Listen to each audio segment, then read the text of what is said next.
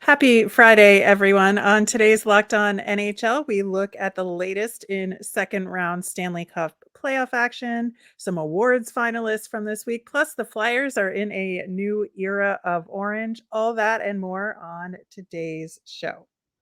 You're Locked On NHL, your daily podcast on the National Hockey League. Part of the Locked On Podcast Network. Your team every day.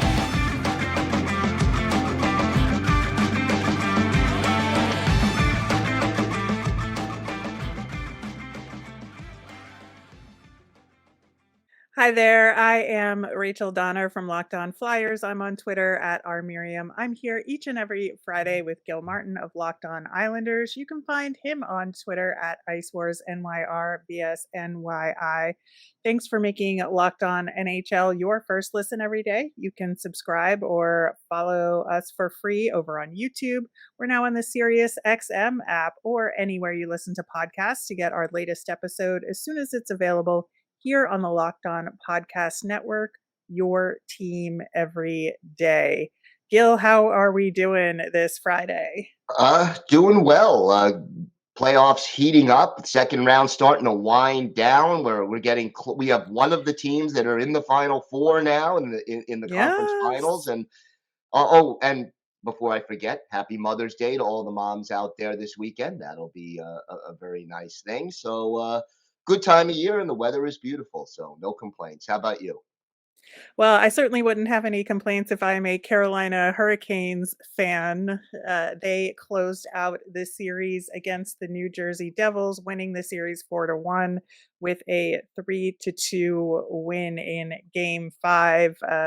Went into overtime. It seems to be a pattern with Carolina winning their series out in OT, this time from Jesper Fast. And this was just, I think, other than that one anomaly, which I think you're going to get in a, multi-game series, with that game 3, 12 goals extravaganza. But I think this was just such a strong performance by Carolina overall. And they really understood how to curtail the offensive weapons that the Devils have. They are a very well coached, disciplined team. And, I saw what they did to the Islanders in round one up close, and they take away time and space so well. As soon as a player gets the puck, there is a Carolina Hurricanes defender on them, and you have to move the puck really quickly.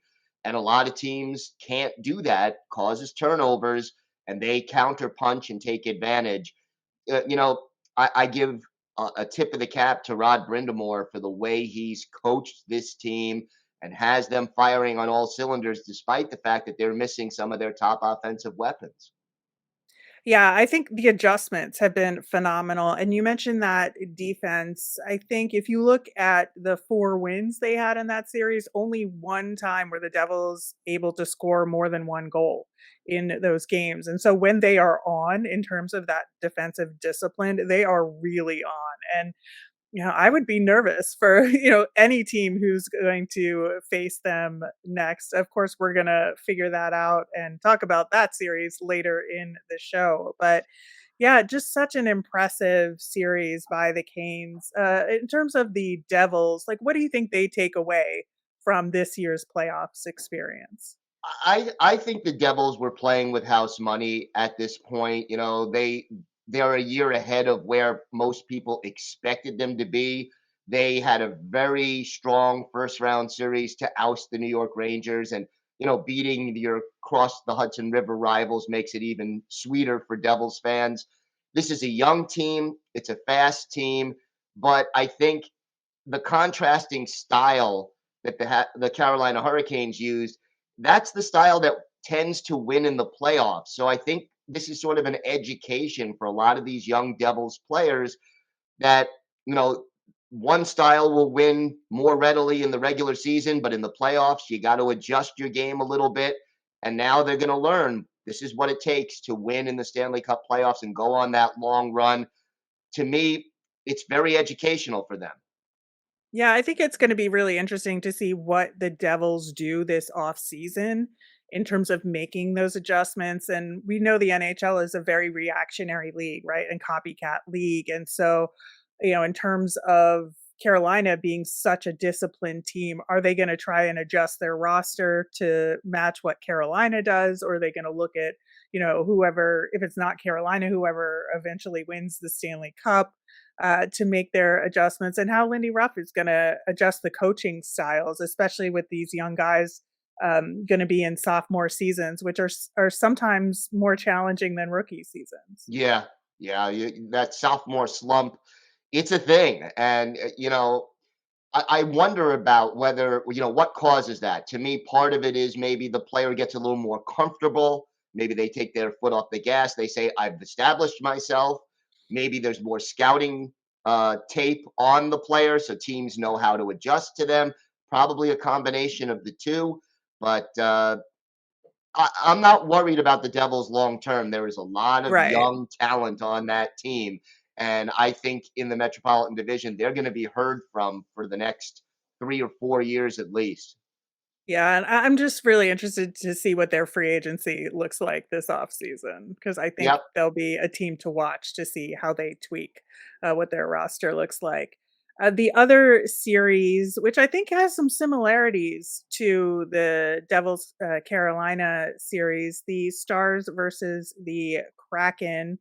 The Dallas Stars took a 3 games to 2 lead in that series. And I think the difference to me between what Carolina is able to do and what the Stars have been doing is that when the Stars are extremely disciplined and they can choke off the neutral zone for the Kraken, that's when they're really successful, that they can intercept those pucks.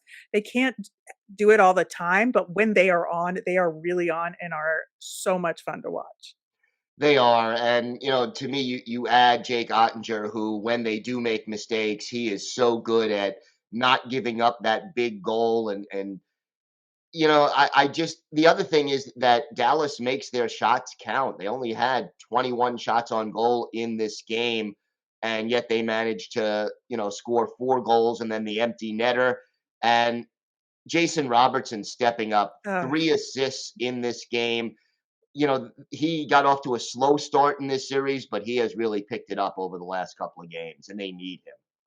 yeah, they are getting contributions from all the top guys that they need to. Ruben Hintz had 2 goals and an assist in this game. Joe Pavelski continues to score, and that's what a team like Dallas, they need to perform, a little bit above expectation, I think, in order to move forward in this series, because the Kraken have just been so resilient and pesky. And I would say that, despite them being down 3 games to 2, like, I would not count the Kraken out in this series at all. I love the way the Kraken are built. There's no superstars on that team, but they have, like, their fourth line can be just as dangerous as their second line. They can roll those 4 lines. They're all very hungry, very fast, very determined, and they wear you down in that way because it's hard to do matchups against them in a playoff series. They're a team that's exciting to watch, and even if they don't end up winning this series, I'm excited for their future as well.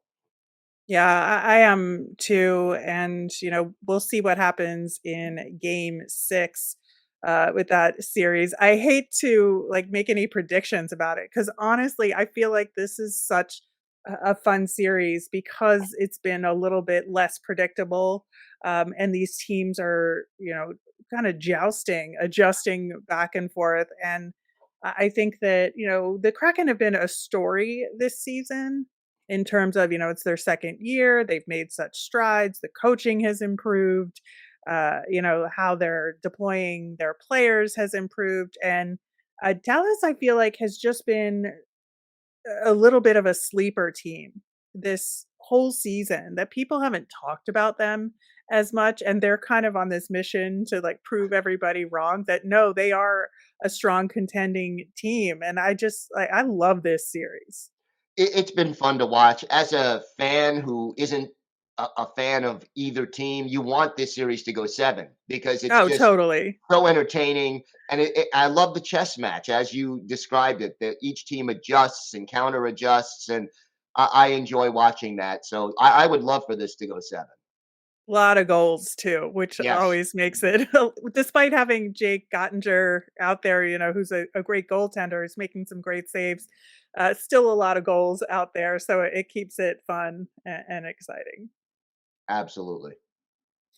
All right. Well, coming up next, we are going to dig into some more of the NHL award finalists that have been announced since last week. Plus, the Philadelphia Flyers have a surprising new GM and president combo, and we will talk about that next. But first, this episode is brought to you by eBay Motors. For a championship team, it's all about making sure every player is a perfect fit. Well, it's the same when it comes to your vehicle.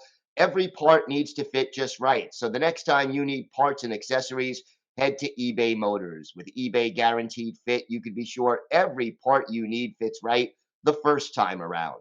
Just add your ride to My Garage and look for the green check to know the part will fit or your money back. Because just like in sports, confidence is the name of the game when you shop on eBay Motors. And with over 122 million parts to choose from, you'll be back in the game in no time. After all, it's easy to bring home a win when the right parts are guaranteed. So get the right parts, the right fit, and the right prices on ebaymotors.com. Let's ride. eBay Guaranteed Fit, only available to U.S. customers, eligible items only, exclusions apply. Gil, we've had some more NHL award finalist announcements since last we spoke. And I think the biggest one, obviously, that we've heard so far is the Vezina with Connor Hellebuck, Ilya Sorokin, and Linus Olmark getting the finalist nods.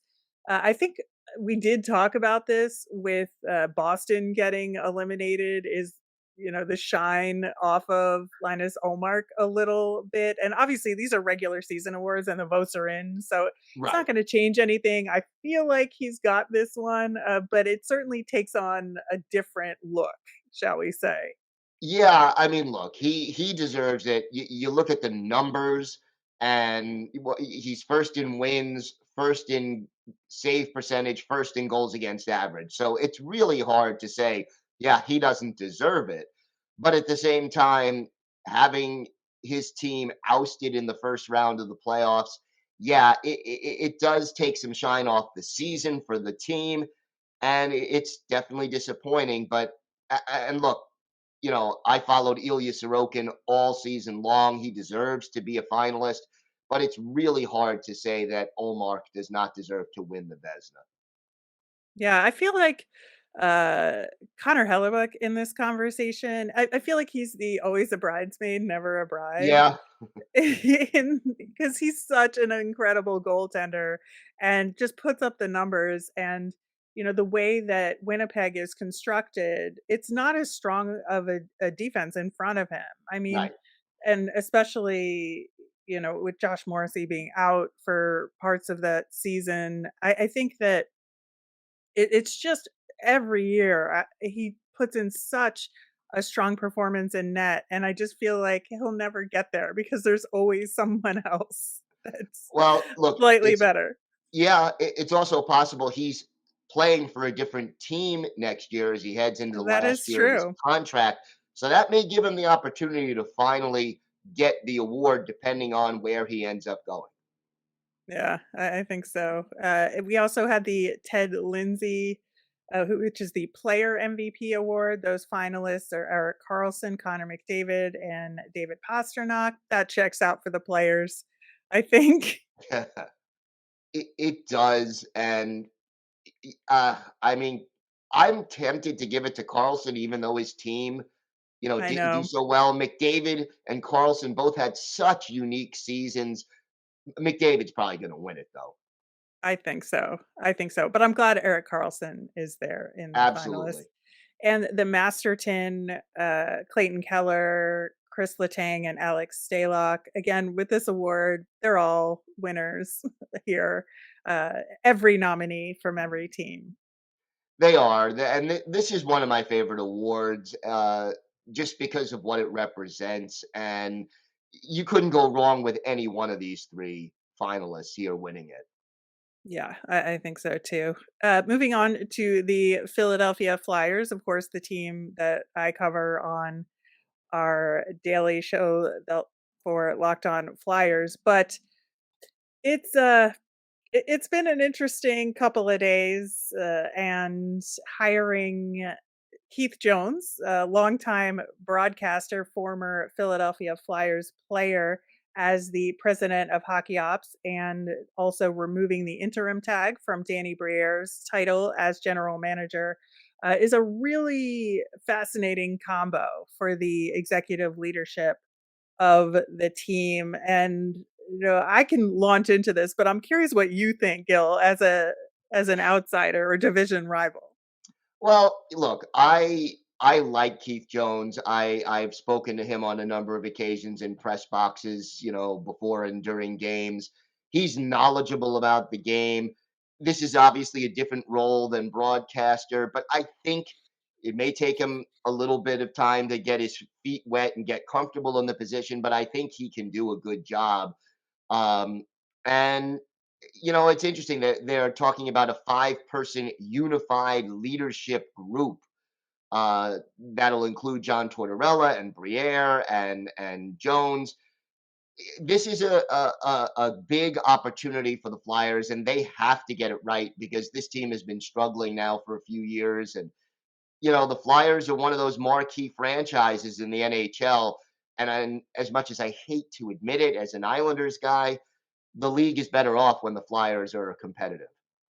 Well, I appreciate that and the sentiment, but yeah, I think it's really interesting because you have such a strong personality in John Tortorella and two guys. Now, Danny Briere has been working ever since he retired toward getting a GM job. So I think that, what he's been doing behind the scenes, I think he has a little bit more experience than maybe people would give him credit for, even though he hasn't been GM of a team proper in the NHL. I think that he's on the right path. Maybe he's gotten this position a little too soon, but I think that having him plus Keith Jones, who for all reports out there, has tremendous relationships with everybody around the league, has a tremendous knowledge base from covering every single team. I mean, he does broadcast for the Flyers, but he does national broadcasts as well, so he's covered the entire league for many many years, and knows everybody around the league. So I think there's an advantage to that, and the way the job descriptions are phrased and written, that in terms of the hockey decisions, it'll be Danny Briere's call. That Keith Jones could be kind of a consultant on that front, but the decisions are really up to Danny Briere. And so I kind of like that, if Keith Jones is like your communicator and the guy that's bridging the gap between hockey ops and the business and marketing side, to try and build back the team's reputation, again, or just to market to fans. I Where it's a big risk, and I think this is a big swing for the company and for the organization, is that you have two guys who are not only like new to these kinds of roles, but also they're insiders. And we've been talking in Flyers land about trying to turn over a new leaf and really look outside and fresh perspective. And while these are sort of non-traditional guys for the position, they're still Flyers insiders. And so will they have it within them to like look forward instead of sort of looking back at what the organization was? And I think that remains to be seen, but certainly a big swing. And I can't wait to see what happens moving forward. It'll be interesting, and it is a bit of a gamble, as you said. But I Briere, I like what he's done so far, and I always like Jonesy. So to me, it's a good gamble. Whether it pays off or not, we'll see. But I think it's a good gamble. Yeah, I think so too. I'm just, again, a little trepidation moving Should be, forward should with be. it, but I do think it's a very fascinating choice, and I think just as thinking, trying to think about it from an outside perspective, it's definitely a situation to watch and to see how it develops. I personally, again, trying to be neutral about it, I would want to root for this to succeed because, to your point, it's better when the Flyers are good in this league. And I think, it could create some different kinds of thought processes about how to build an executive team. The team CEO, Dan Hilferty, is new, or relatively new to sports in general, was part of the bid for Philadelphia to get World Cup soccer games to the city, but comes from the healthcare industry. And so you kind of have all these people that are like new to sports executive land. But having that sort of outside business perspective could help things. So we'll It see. could. And then you have John Tortorella, who's been around this league for a very long time to sort of balance that out a little bit. Exactly. Exactly. All right. We will be taking a quick break, but when we return, we will get into tonight's action in round two of the Stanley Cup playoffs. Gil, we have two big games tonight in the Stanley Cup playoffs. I think there's some interesting dynamics going on with both series right now. The Toronto Florida series, it's 3-1 Yeah. Florida right now, and big game in Toronto for the Leafs. Yeah. And, if Toronto can win at home, the pressure in the series starts to shift a little bit and the momentum in the series definitely starts to shift. But boy, if the Maple Leafs were to lose at home and their season would end at home, I don't want to think about what the crowd reaction would be as the handshake is being given and the season is ending for the Toronto Maple Leafs. Look, I give a lot of credit to the Florida Panthers. They raised their game down the stretch. They raised their game in the first round and pulled off the big upset that nobody expected against the Boston Bruins after being down 3-1. Then they're up 3-0. Sergei Bobrovsky looks reborn almost in this series, but they cannot let Toronto, with all the talent that they have, start to get momentum and get back in this series. So if I'm Florida, I want to close this out tonight. Oh, absolutely. Yeah, you do not want to give hope to the Toronto Maple Leafs because I think that this year is just such a make or break it for them, especially with the cap situation and the contracts that are going to have to get dealt with over the next year or two. This is just one of those years where they need to push forward, and I think the Panthers obviously have shown that they're giant killers so far, and they came out strong and they have a couple opportunities to close this out, but doing it now I think would send a huge message to the Carolina Hurricanes that I think that it's going to be a battle for the conference final. Yeah, and then, whichever one of these two teams, Florida or Toronto, emerges from the series, we've talked about Carolina's defense. Both Florida and Toronto have some speed and some skill in their lineup. I love the matchup, regardless of which team comes out of this series. So do I. And then we have some suspensions to talk about in the Vegas Edmonton series. And it's kind of baffling that this is the story in this series, which really should be more about, the games themselves and the hockey, which has been a lot of fun.